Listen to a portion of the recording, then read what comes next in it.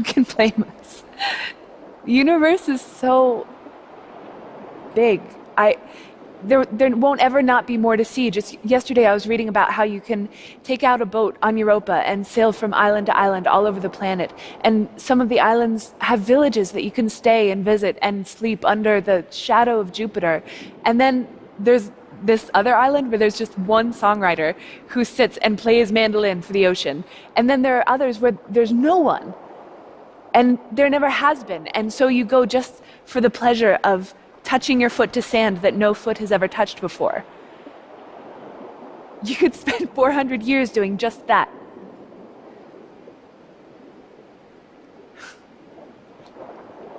Right now the moon is rising in the northeast.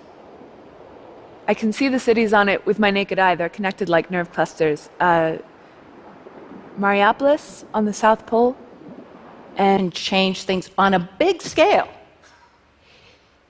So how do we do that? We can do that because we know. We know who to target, what to target, where to target, and how to target. And that, for me, is the important elements of precision public health. Who, what, where, and how. But let's go back to the 2.6 million babies who die before they're 1 month old. Here's the problem: we just don't know. It may seem unbelievable, but the way we figure out the causes of infant mortality in those countries with the highest infant mortality is a conversation with mom. A health worker asked a mom who's just lost her child, was the baby vomiting? Did they have a fever? It was gunned down 200 yards away from the Kremlin nearly a year ago in February 2015. Despite the fact that traces of this crime evidently lead to Grozny, or at least through Grozny, absolutely, or at least through the capital of Chechnya, and despite the fact that those arrested on suspicion of murdering Boris were serving members of the Interior Ministry of the Russian Federation Praetorian in Guard, Chechnya, I would think. Absolutely, despite the fact that Mr. Kadyrov publicly called the man accused of killing Boris Nemtsov to be, quote, a true patriot, end of quote. And despite the numerous requests by the lawyers representing Boris Nemtsov's children to question Mr. Kadyrov regarding this case, he wasn't questioned even formally by the investigators. We hear no criticism of him or his actions or his public threats from the Kremlin. In fact, we hear the opposite. We continue to hear laudatory statements from the top Russian leadership with regard to Mr. Kadyrov. Just a few days ago.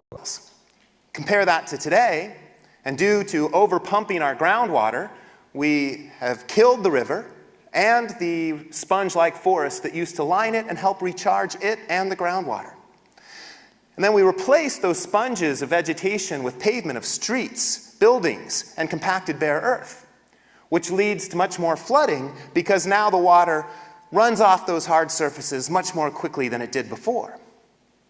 And to replace all that rain that we drain, we then pump water 300 miles and 3,000 feet height and elevation from the Colorado River to Tucson and Phoenix at a cost of over $80 million a year, and the death of the Colorado River's downstream stretch.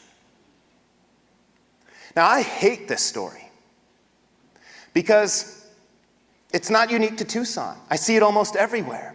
We squander the natural abundance that we already have. That with determine who you are. It means that the language you speak sculpts your perception of the world. It means that the culture in which you live shapes your worldview. It means that the people that you meet you in return and thus affect you. We are mediated beings. The clothing that we wear, uniforms, can structure our beliefs about the world. I mean, even typography can change how you think and how you perceive it. This notion that the wallpaper of the mind can influence reality so much, can influence consciousness, can influence perception to the degree that who and what we are is determined by where we are and where we dwell. The wallpaper matters, right? What is within is without, what is without is within. We're like the dragon eating its own tail. We're the Ouroboros, okay? We're Eschur's hands. The hand is drawing the hand that's drawing the original hand. Whew. That's us. And again, what is the takeaway of this idea? The same, unfortunately, and this is a very big problem.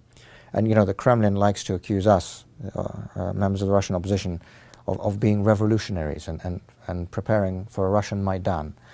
And of course, I would say that the biggest revolutionaries of all are people in the Kremlin itself today, because they're the ones who destroyed all the institutions of state, who turned elections into a meaningless farce, who turned parliament into not a place for discussion, as they themselves famously said, who turned all the major media outlets into weapons of its propaganda machine, and thus destroyed and eliminated every single legal and constitutional way of changing the government. And in doing so, they ensure that whenever change does come to Russia, political change, and nothing is forever, and nothing is permanent, that this change will take the shape of some kind of a revolutionary process. It's the Kremlin themselves. Actors, directors, designers, writers, into the idea of playing to full houses of people who were leaning forward, wanting to be there, taking a risk on something that they could afford, it would work. It was never a price-volume proposition. It was a holistic strategic positioning that properly contains trade-offs and has a proper fit to it. The Treble X shows have leaner production budgets, 40% of other shows, take less time and labour to turn around in the rep system. So all in all, lower budgets, lower prices, higher capacity, the seasons work financially and artistically, and they've had a transformative effect upon popularity.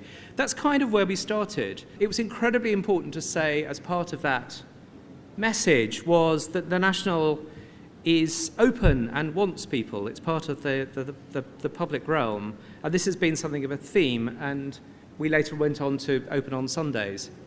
And now we're trying to do something about that slightly fortress-like nature of the building. Essentially to fix the world, not to win or lose, but to keep the game going. So let us say this, right? Let us stop playing the finite game and let us play the infinite game.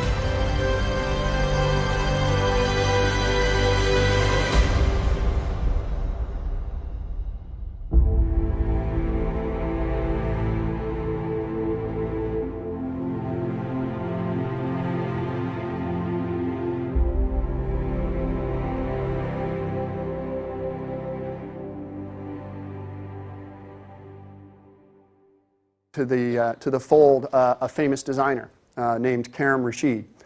This was a time when Target was starting with Michael Graves and other designers. They were starting their cadence of bringing designers into sort of what they called class for the masses. And we thought, okay, if we can, we're about design, and if we can really hook ourselves up with a really well-known designer, bring that design to the method product, then maybe we can get back in. So, excuse me for a second. So what we did is we used some of Eric's advertising connections, and we managed to get a meeting with the marketing group at Target. So keep in mind, at most retailers, the merchandisers or the merchants are very different from the marketers. So the guys and gals that run the television commercials are very different from the buyers. And we've been told no by the buyers, so we go in to the marketers, and the marketers were more enthusiastic about this concept. They saw the better systems to enable fish to pass through existing dam structures. Some of the technologies we've developed here can reduce evaporation by something like 70%. So this could be potentially a win-win situation that we get to conserve more of our water and also have the opportunity to generate energy at peak power demand periods. This is a particular interest for the government because we are looking at diversifying our energy mix as technology changes. This idea of pumped hydro in particular is its genius. Its simplicity spoke to me. There are so many potential applications, and we were just having a brief conversation of the various ways that you could potentially commercialise this technology. I anticipate we're going to have big conversations over the next 10, 20 years of the implementation of renewable energy, other competing energy sources that might be available. How are these going to be brought together? And it's important that we get all of these well-developed options. My creativity survived its own success.